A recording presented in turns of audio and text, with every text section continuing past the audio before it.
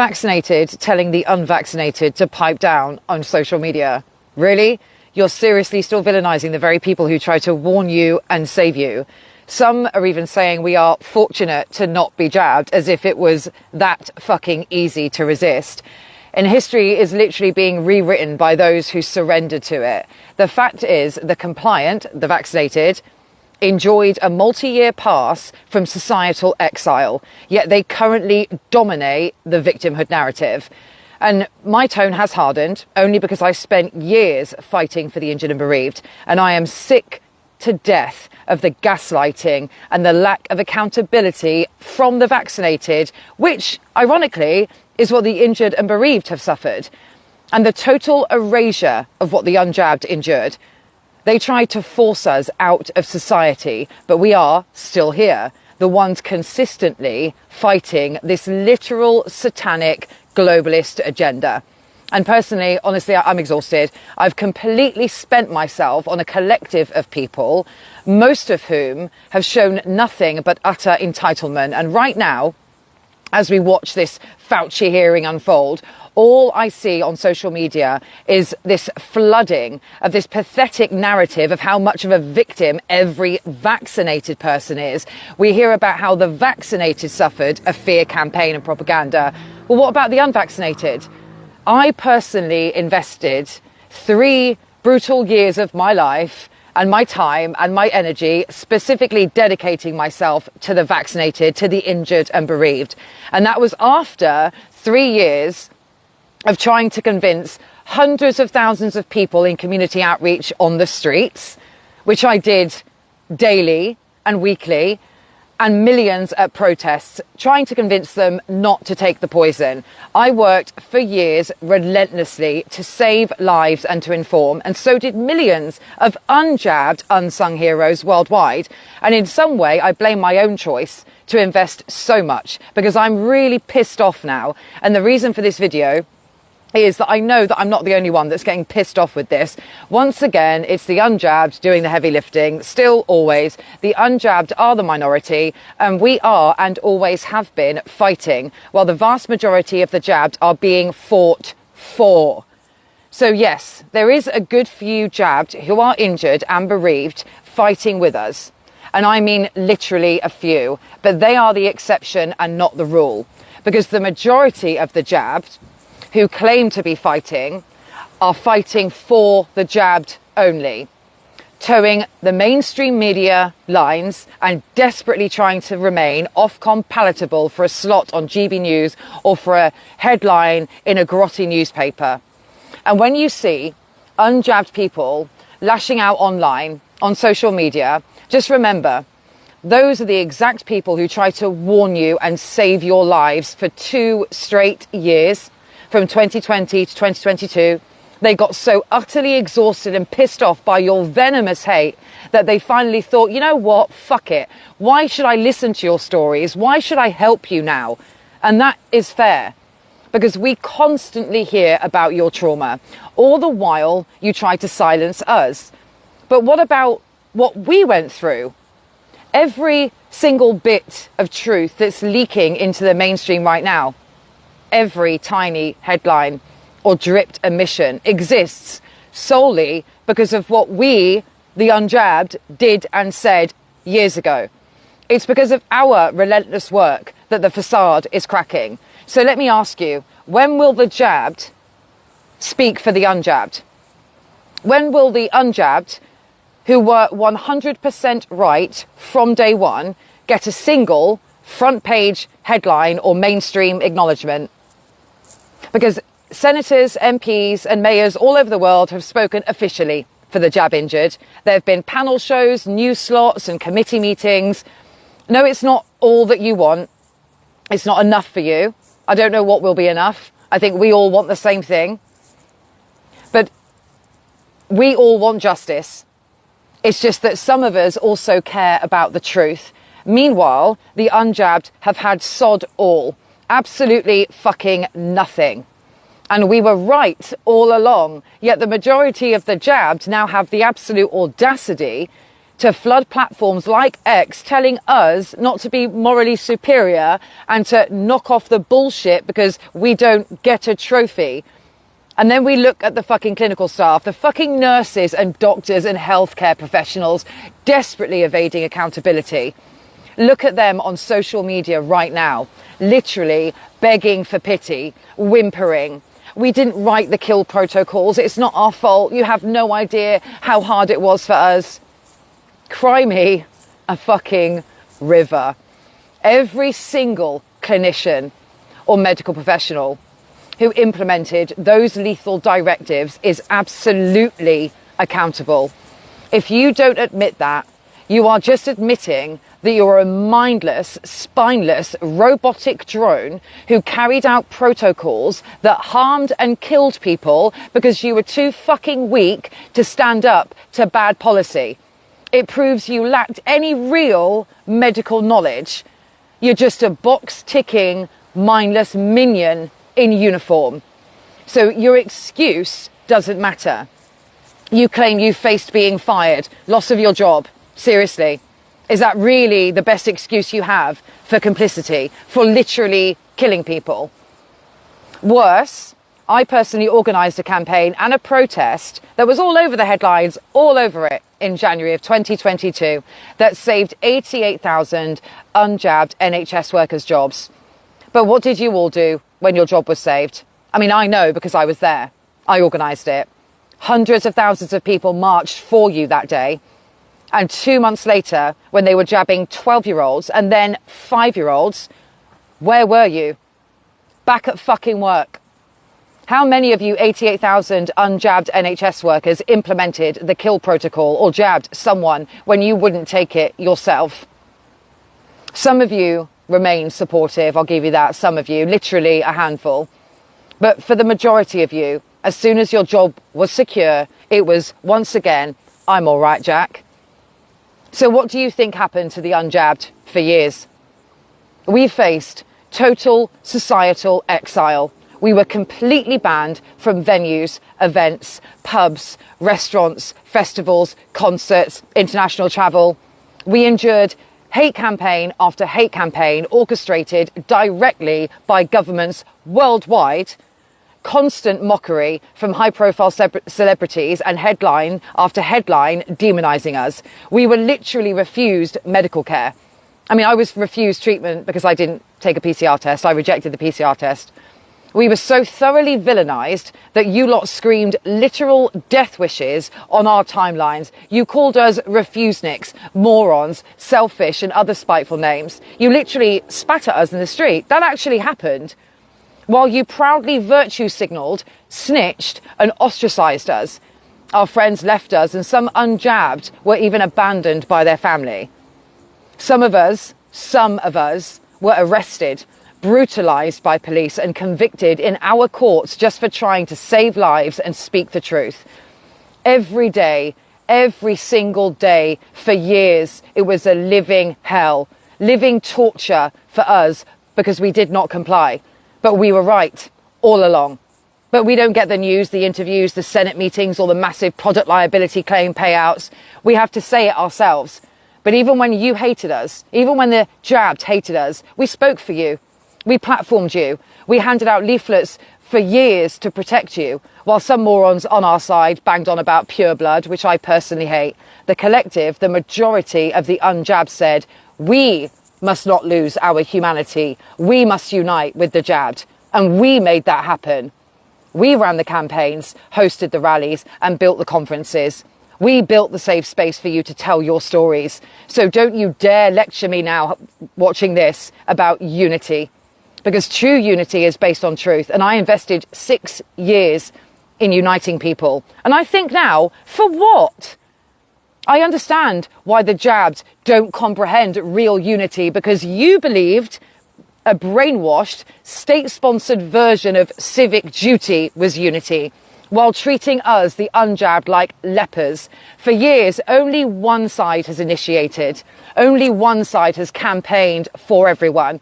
And only one side has let bygones be bygones and do what is right for humanity as actual humanitarians. The other side have indeed campaigned, but for themselves.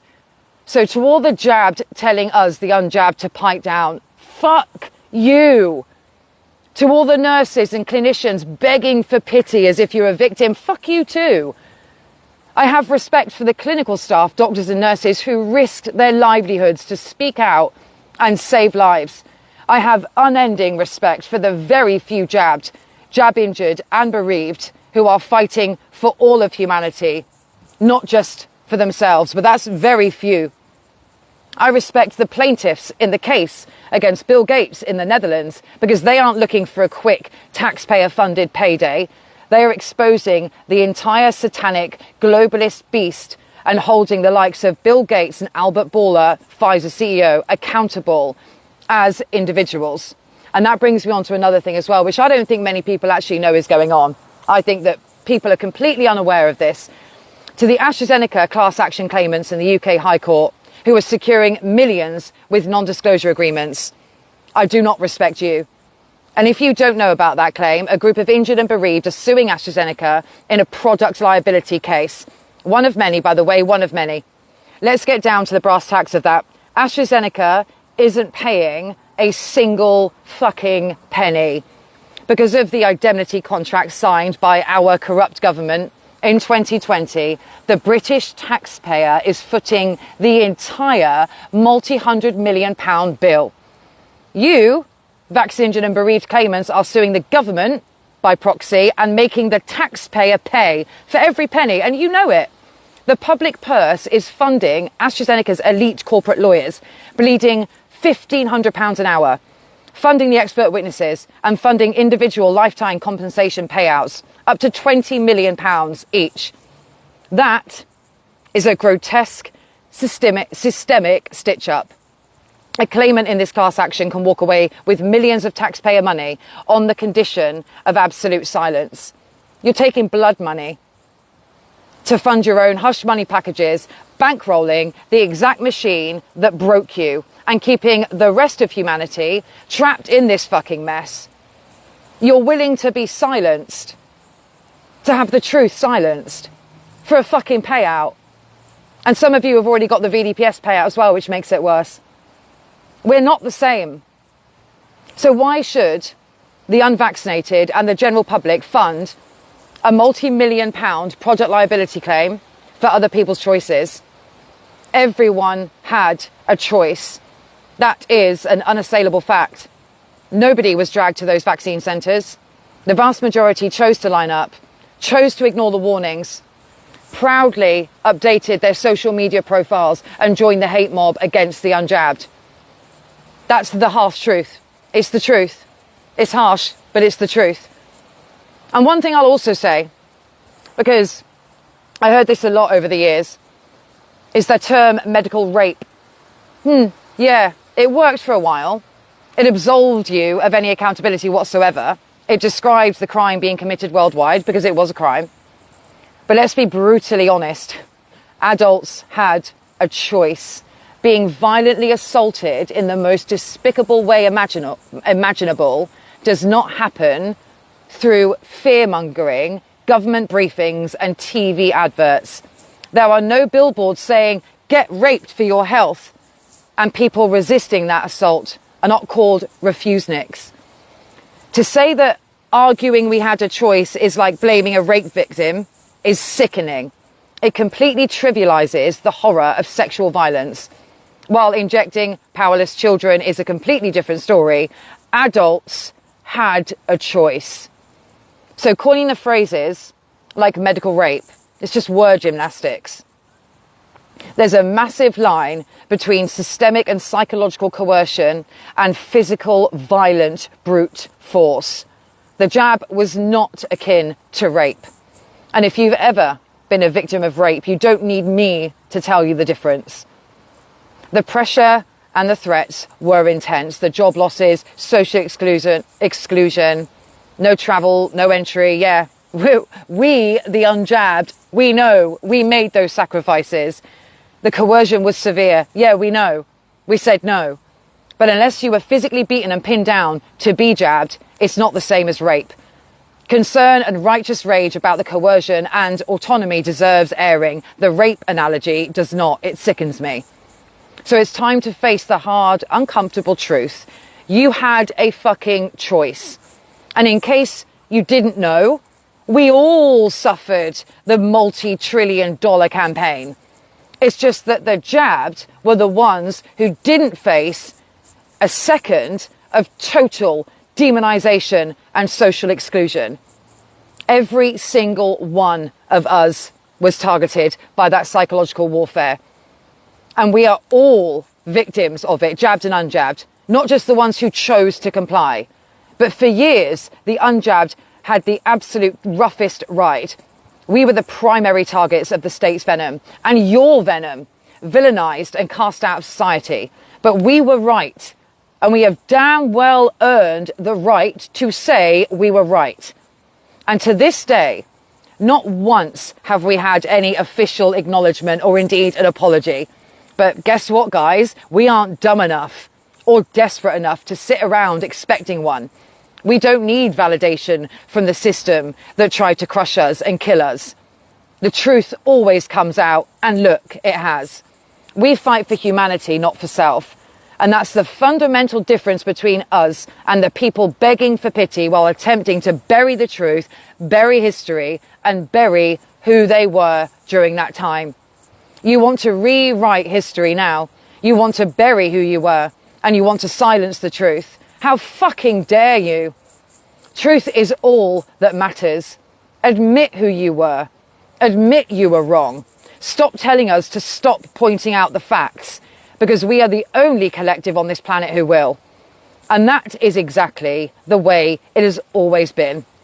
Justice comes only when the truth is spoken, but too many of you are desperately clinging to the mainstream narrative for real justice to even be possible. The blunt reality you refuse to face is that as long as you continue to toe the mainstream line, the people who orchestrated this will never see the inside of a prison cell. Real justice isn't happening because you're willing to accept a payout in exchange for your silence.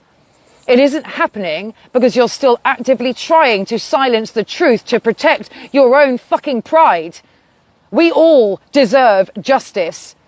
You, the vaccinated, the injured and bereaved, are not the only fucking victims here. But there's a glaring dividing line. For 7 brutal years, the vast majority of one side has fought for all of humanity, jabbed and unjabbed alike. Meanwhile, the vast majority of your side has fought only for themselves. Yet you somehow expect accountability. You expect tribunals and prison sentences. Look in the fucking mirror. We will never get there as long as you keep bankrolling the cover-up, lecturing people who not only tried to save you, but were right all along. We, the unjabbed, don't get a headline or a government meeting or any acknowledgement. We have only ourselves to make sure history isn't rewritten. So we won't shut up because the truth hurts your pride and makes you uncomfortable. You'll never, ever, ever know how we felt, nor the torture of what we suffered for years, the most villainized and demonized collective in history, who were not only right all along, but most of us actually tried to save you. Anyone claiming they saw no skepticism or received no warnings from friends, family or social media is flat out lying. You're lying. The truth is unavoidable. Alongside the constant celebrity ridicule from 2020, the lockdown skeptics, the anti-maskers, the anti-vax and the unvaccinated faced constant demonization across primetime television. Every day, newspaper articles and official government drivel during the daily doomsday briefings. Every day. You saw it. We all saw it. The denial is a farce. Those who claim they never saw any warnings or skepticism are lying to themselves and to the world. And I will never apologize for exposing that lie. And if 7 years in, you still can't stomach the truth, are willing to settle for millions of taxpayers' money while agreeing to complete silence, none of us will ever get the justice we all want and deserve.